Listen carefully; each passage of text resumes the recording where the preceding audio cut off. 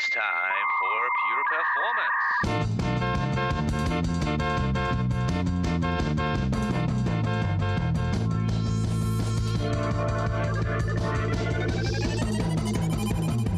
Get your stopwatches ready. It's time for Pure Performance with Andy Grabner and Brian Wilson.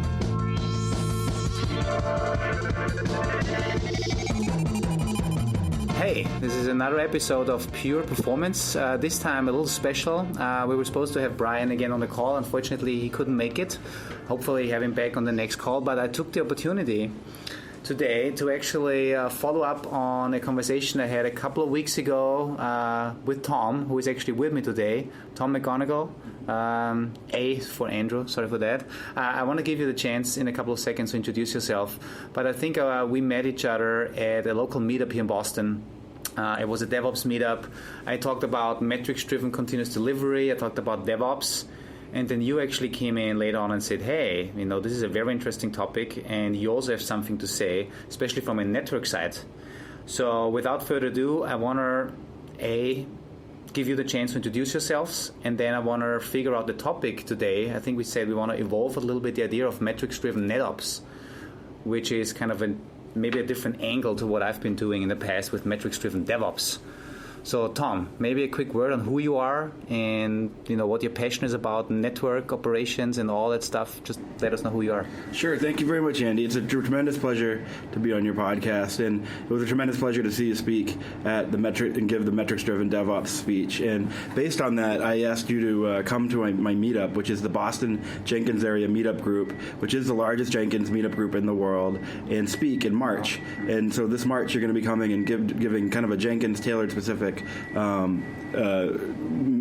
presentation on metrics-driven DevOps. And so just seeing you speak and seeing your presentation sparked in me an interest in trying to figure out exactly what metrics-driven NetOps looks like. Mm-hmm. I am currently working as a field systems engineer at F5 Networks, the application delivery controller company. Mm-hmm. And we are undergoing a pretty significant change, and we are implementing DevOps throughout our organization across our cloud subject matter experts, and we are getting questions from our customers about DevOps and NetOps and what that looks like.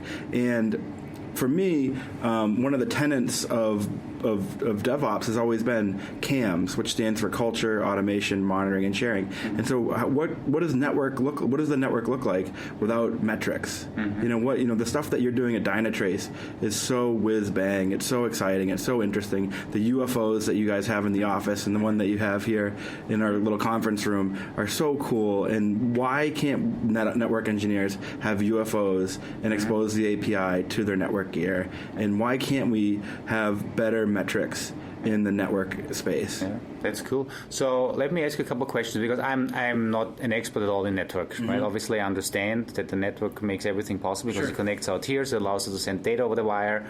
I know you, as the company that you work for, F5, you are providing some great tools on different, I think, OC levels, right? Routers, but also I think application gateways on the different levels. Mm-hmm. I think you did a quick presentation at the last DevOps meetup in Boston, mm-hmm. and gave a little intro on what you do there.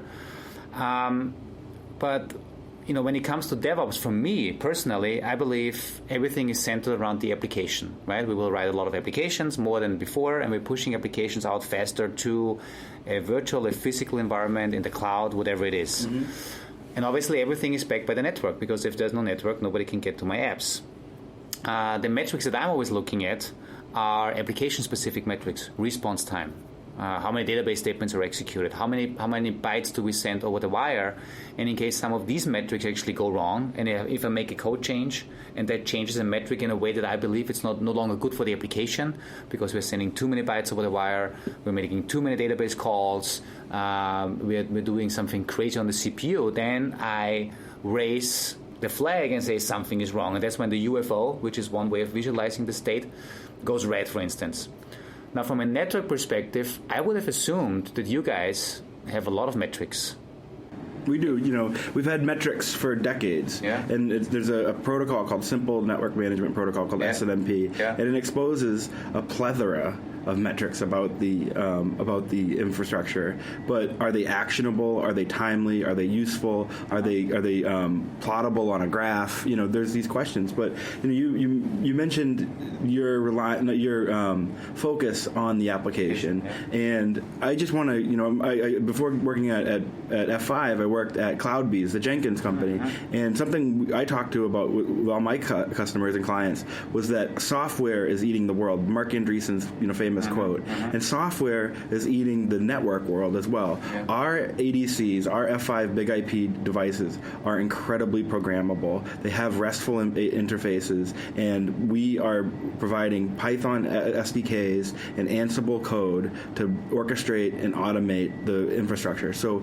the typical application development that I think you're picturing is also applicable to the infrastructure as code development, using the Python SDK, using Ansible, using Chef, using Puppet, using Salt to configure the big IPs. And so software is eating the world. It's not only just the application guys, who are the king, right? But it's also eating the network world as well. So that means what you tell me, if as an application guy, I think by now everybody's understanding that they need to write some kind of infrastructure as code, like how do I deploy a new JBoss if I need it because capacity requires it, right? Sure. Or if I have too much load. But you now tell me an additional aspect that I never thought about is also writing infrastructure as code for the underlying infrastructure. That's right. So if you think of a CI... Meaning the network. With infrastructure, in this case, I mean the network, Exactly. And so if you think of a CI/CD pipeline where you're moving a application from dev to QA to prod, you are going to touch the ADC. You're going to touch the load balancers. The load balancers are part of the CI/CD process. And that means that there needs to be orchestration and automation of the load balancers in order to facilitate the CI/CD pipeline. Now, do you see we see a lot of our people that we talk with and work with? They are trying to move towards something that makes it easier for development teams to push applications through the pipeline and then obviously in production. And they are using platform as a service solutions, whether it's a Cloud Foundry, whether it's an OpenShift, whether it's Microsoft. And the promise of these platforms is you don't need to worry about this anymore. Is this something what you see as well? Are you working with these vendors? Are you working with a Cloud Foundry? Yeah, absolutely. Yeah, so I used to work at OpenShift. I was a site reliability engineer for the OpenShift project, and I supported over 1 million applications, specific tailor-made applications. And the pipeline and the support of these applications is very much a piece of our business and a very important piece of our business. We are the edge of the network. We are what controls the application delivery and the application access. And so we have this very, very important place to play in the PaaS space, in the infrastructure as a service space. Cool.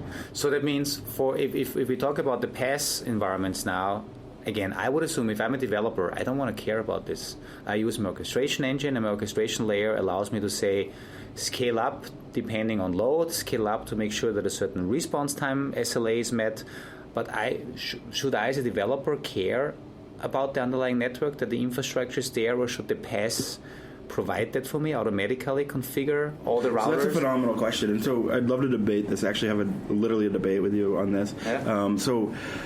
I see I see both sides of the story. So part of me says the application developer who is in charge of an application should be aware of the capabilities of a modern ADC, in that they can tune the TCP and the HTTP protocols to service their applications and to the best of their abilities. They can implement caching, and they can implement big TCP windows and pipelines and implement SSL on the ADC and on the load balancer. They can do all these things. And then so half of me says yes, the application developer is going to, the responsibility of the network engineer is going to be shifting left to the application developer. Yeah. And then the other side of me sees exactly what you were kind of pointing out. Maybe the application developer shouldn't be aware of this. I guess it depends on the maturity of the product, the maturity of the individual, and the capabilities of the organization. Yeah.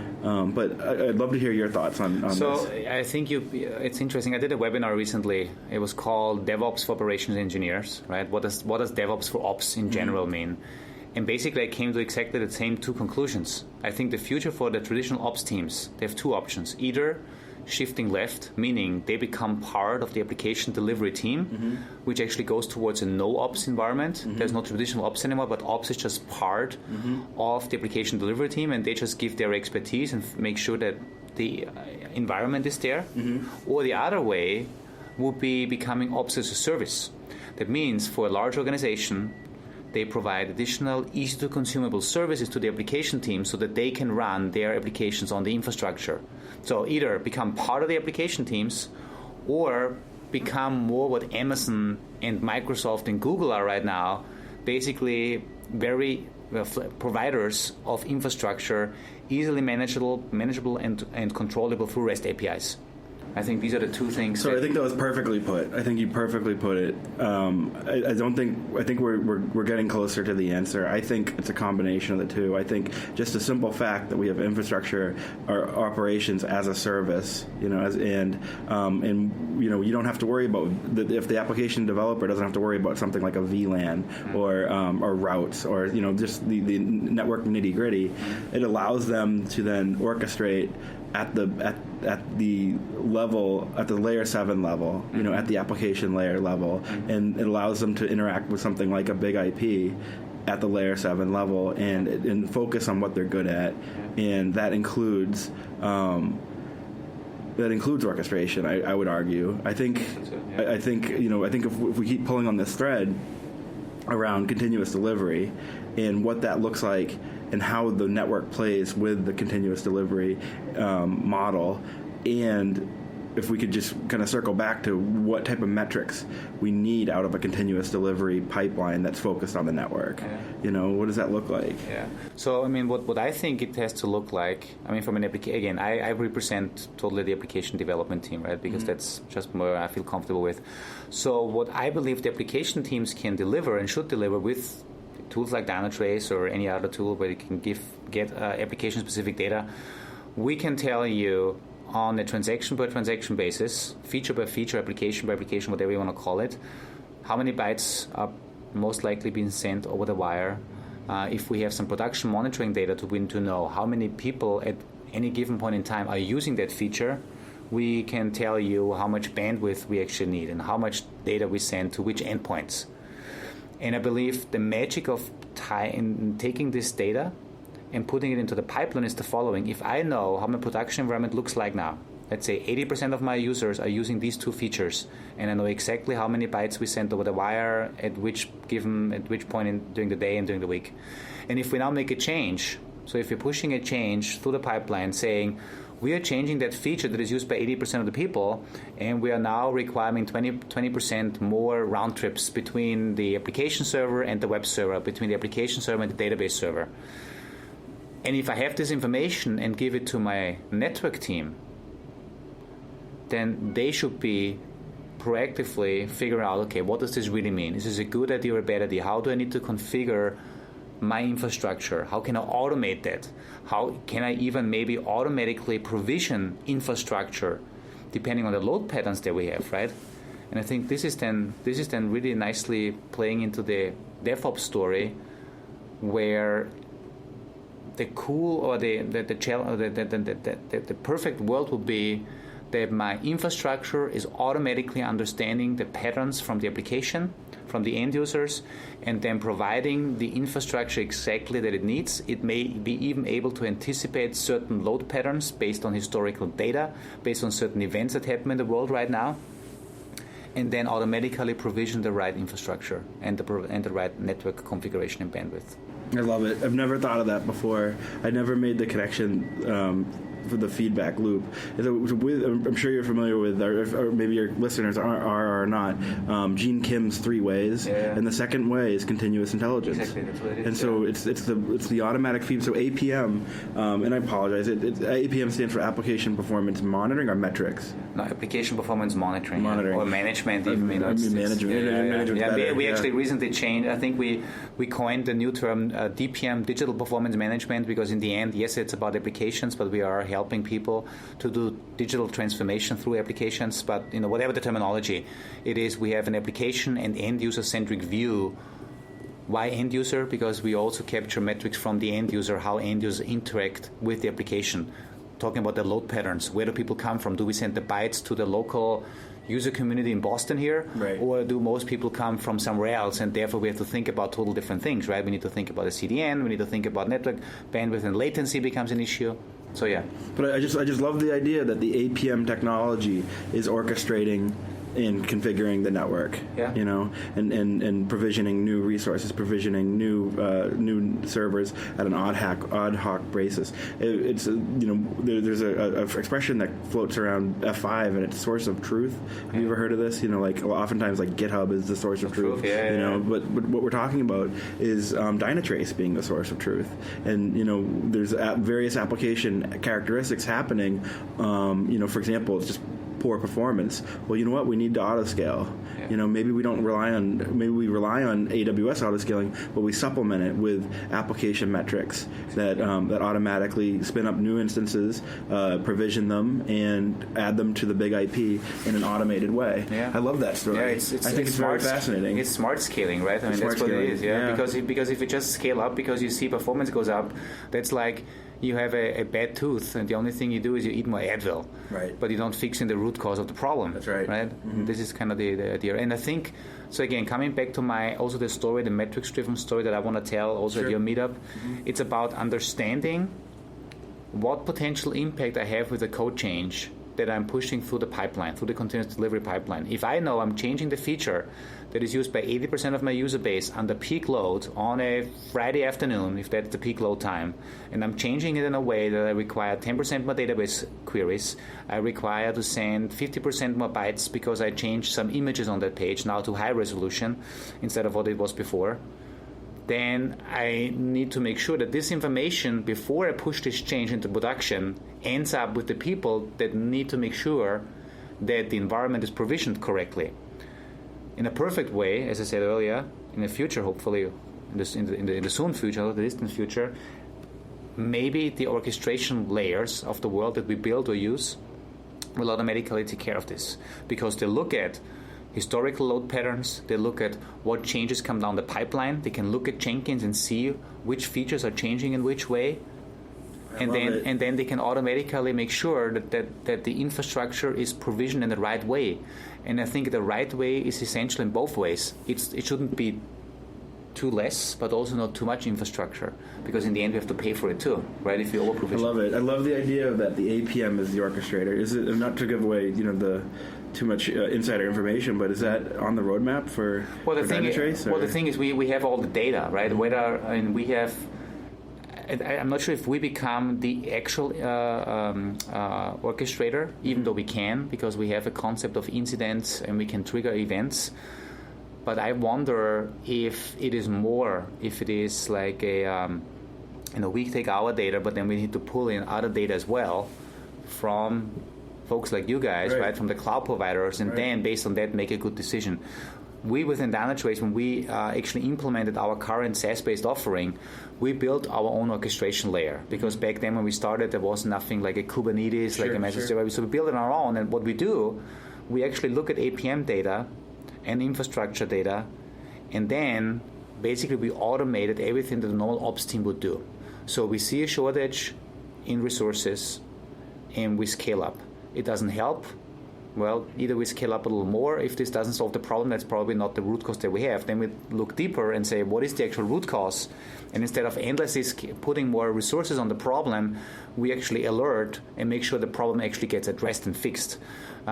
So this is what we actually did. We built into our orchestration engine the logic of what a normal ops engineer would do, an application engineer would do, They have the run books. We automated all the run books by automatically looking at all the metrics, understanding the dependencies of the different systems, and then taking certain actions to get the system back to the healthy state. Oh, it's beautiful. Yeah. It's continuous intelligence. That's what it is. Yeah. It is. It's wonderful. Yeah.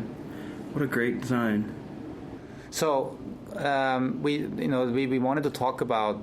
I mean, I think when we sat down before we had this meeting, before we started recording, we said metrics-driven NetOps.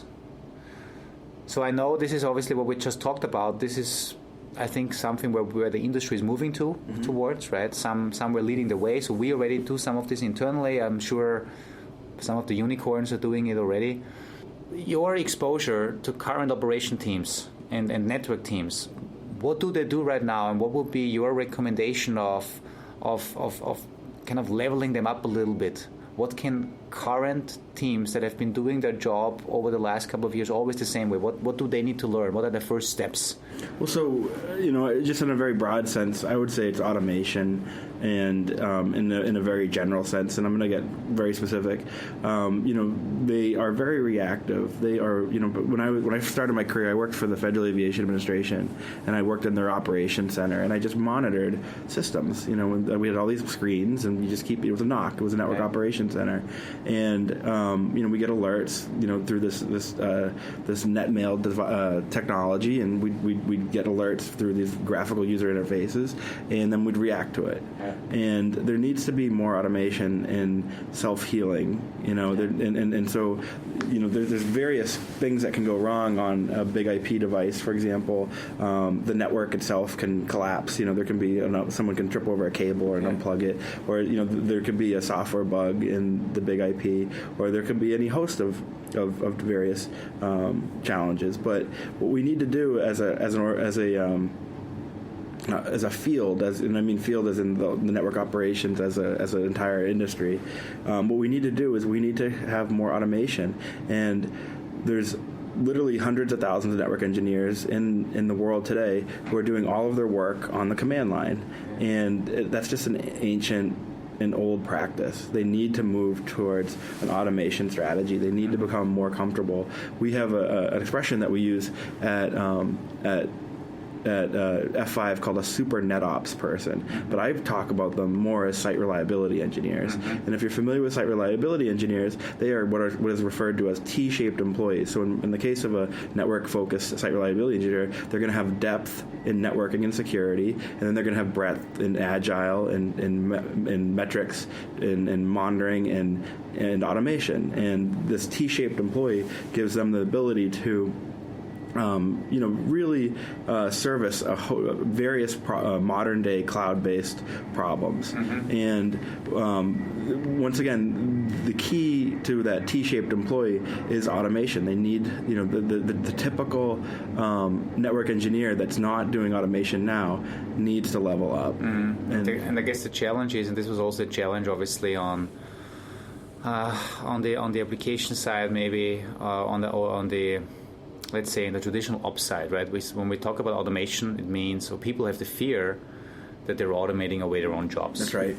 That's the biggest challenge. Yeah. And so, but the question is, what can we do to take their fear? Because I don't think they're automating away their jobs. I believe their jobs are changing, right? Yeah. Well, I was talking about this earlier today. I believe what we need to do is we need to appeal to people's self-interest. There's an expression there's a phrase, like a turn of phrase that I use, that the big network factory in Boston is going away. There's going to be a lack of jobs in the next 5 years in the network operations space. There's going to be less and less jobs. These guys need to level up. They need to become site reliability engineers. They need to have cloud skills. They need to leverage their networking skills and supplement it with agile monitoring and automation skills.